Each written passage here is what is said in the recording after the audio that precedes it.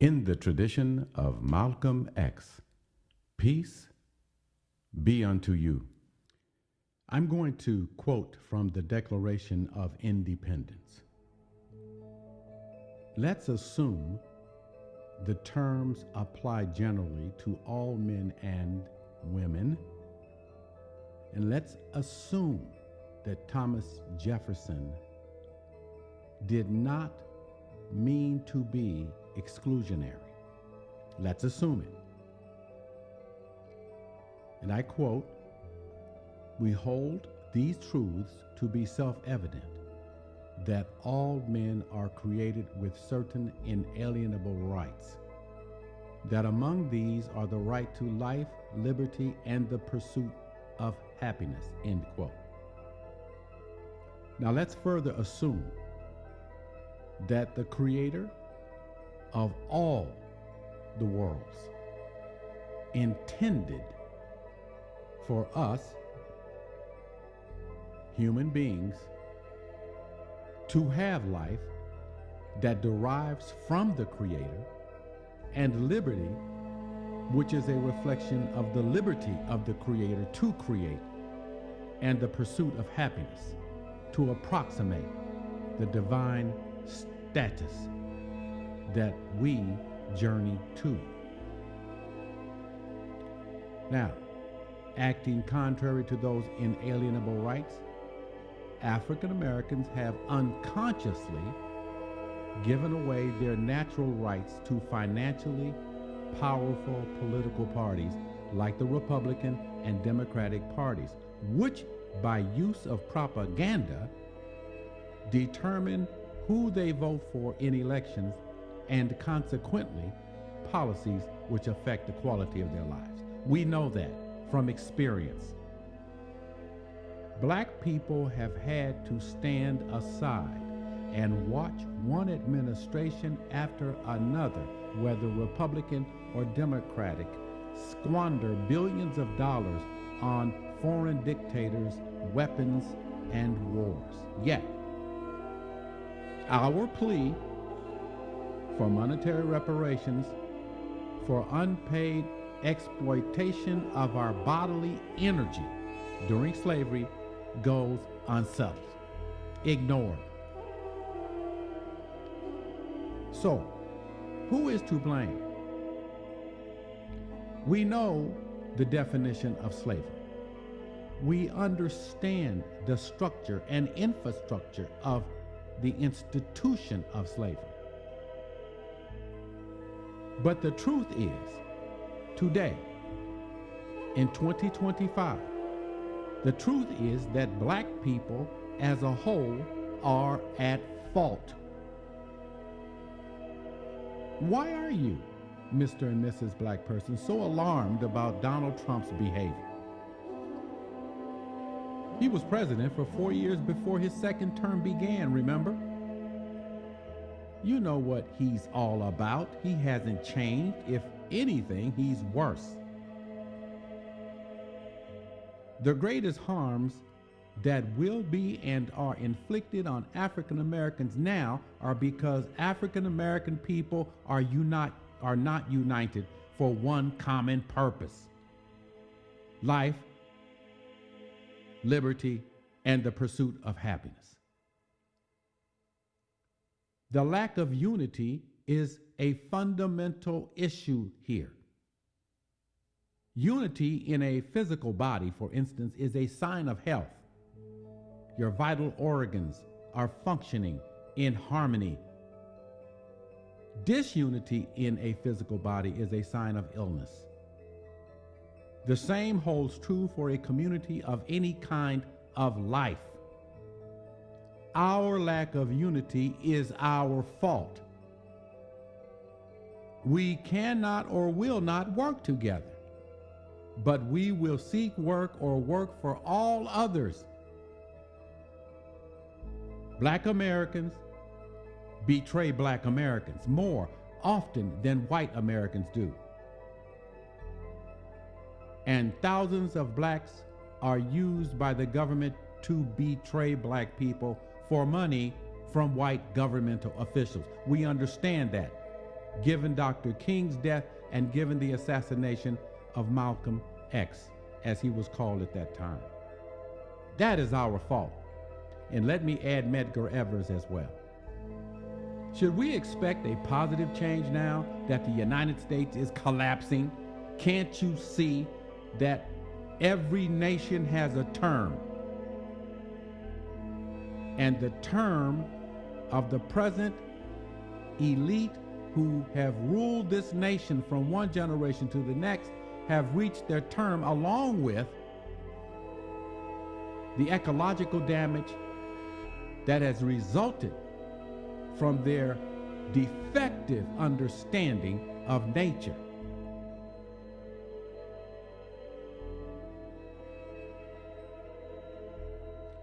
Should we expect a positive change now that the United States is collapsing? Is there a possibility of national redemption? My answer is no. We should expect our situation to get worse. Why?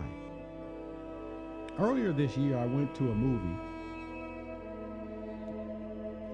I rarely go, but I went to see Nosferatu, the original depiction of the novel from which Dracula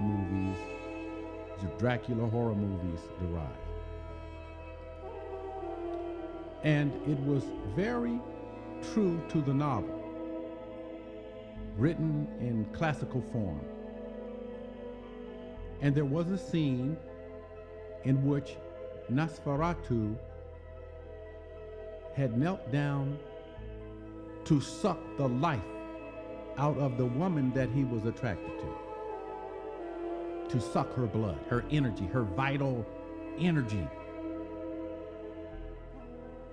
so that he could continue existing in the Shadowland of vampires. As he knelt down, he said to her in that scene this line: "I am appetite no more. I am appetite no more." There's no logic, there's no reasoning, there's no inferential reasoning or deductive reasoning that can alter the behavior that I am wired to do. I, meaning Nosferatu, can only exist by the exploitation of your bodily energy. We are in a relation with a vampire elite. And I mean that literally. If you go back to slavery, you can see the raw application, the raw exploitation, the vampire relation to the slaves. It was the energy sapped from their bodies, which they exploited to build their empire. And I mean that literally.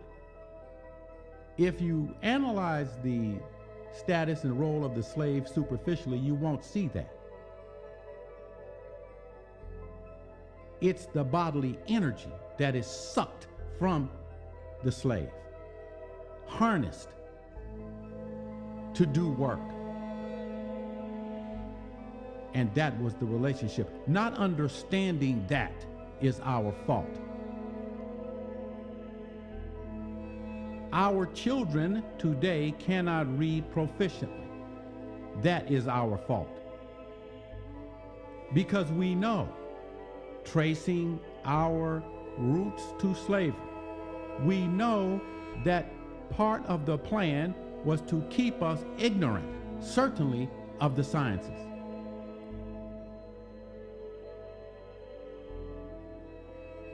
The laws prohibited teaching us to read so that we would sound ignorant, so that that could be used in their eugenical theory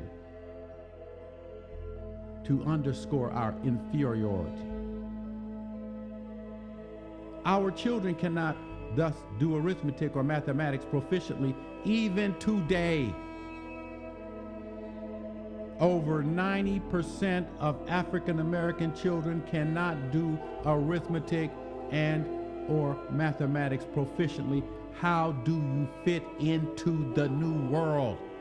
That is our fault.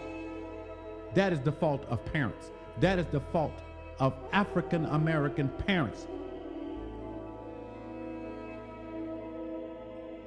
Both mean that the African American community is imprisoned in or by ignorance.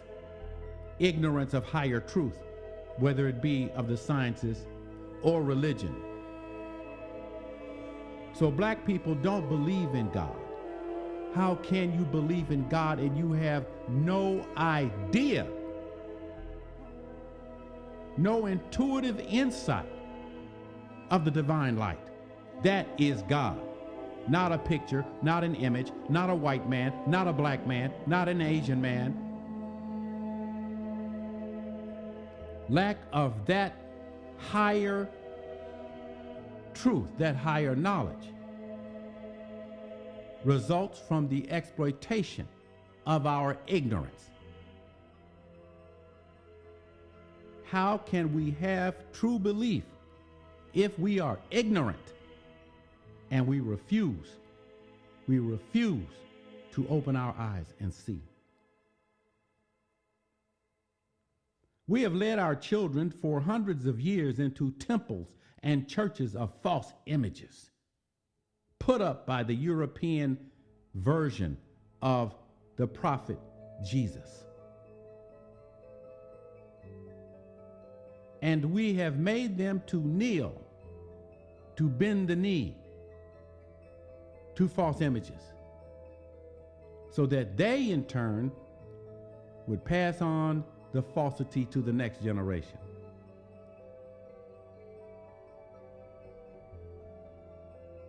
We sit our children in front of so-called ministers of God who are in reality ignorant hustlers,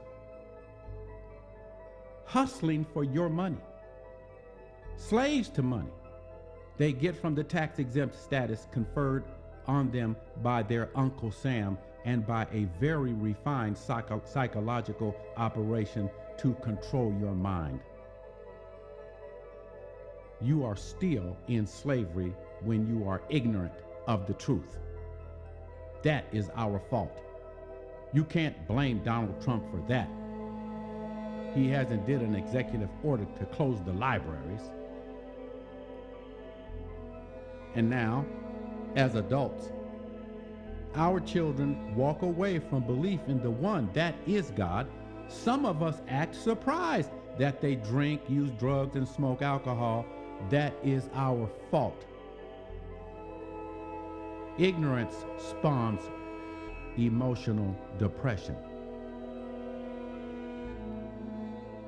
And people who suffer depression seek relief from their inner pain.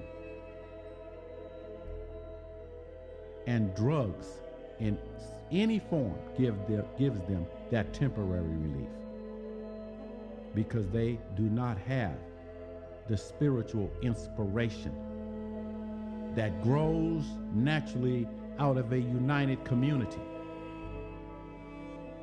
and is passed on from one generation to the next. That is our fault. We repeatedly hand over our natural right to corporate political parties, and so we serve them as much as slaves serve the slave master. Don't deny it. They manipulate you every election to make you think either Republican or Democratic Party. And of course, they sprinkle money so that those who worship money, who worship their dollar, will go out and persuade you to follow them and take more of your self-determination away, so that you do not organize in your communities pragmatic political parties of your own. That is our fault. We tolerate non-marital relations despite claiming a belief in scriptural proscriptions to form families by marriage. That is our fault. African American men and African American women will go nowhere unless they hold hands and go together. We have tolerated and tolerate junk food diets for our children. When we shop, we load up the shopping cart with salt and sugary products. That is our fault.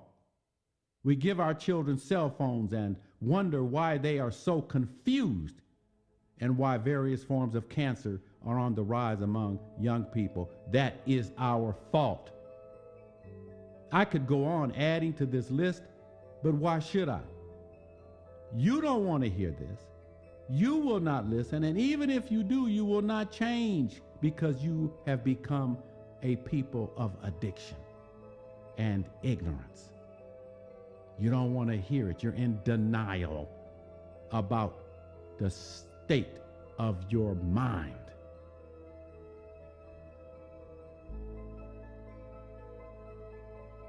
Generally, we are getting what we deserve by natural law.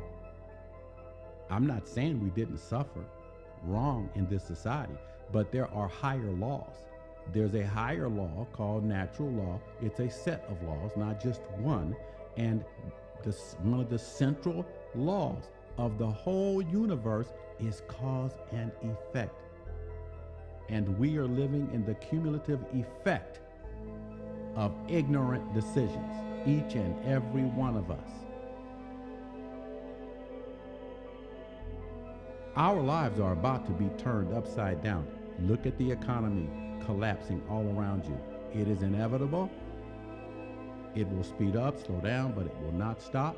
And the environment, it is also collapsing, and there is no remedy for it. There is no remedy that will save the lives of billions of people due to the harm that the power elite have done and continue to do. Remember, Nosferatu said, I am appetite and no more. What does that mean? It means all they do is eat and digest and poop. That's it. They are driven by irrational impulses. If they have some reason, it is put in the service of their appetite to dominate, to control, to exploit, and to profit off of your energy, the exploitation of your bodily energy. Today, that is our fault. We have no one to blame. No one but ourselves. I am Dr. Stephen Nur Ahmed. Peace be unto you.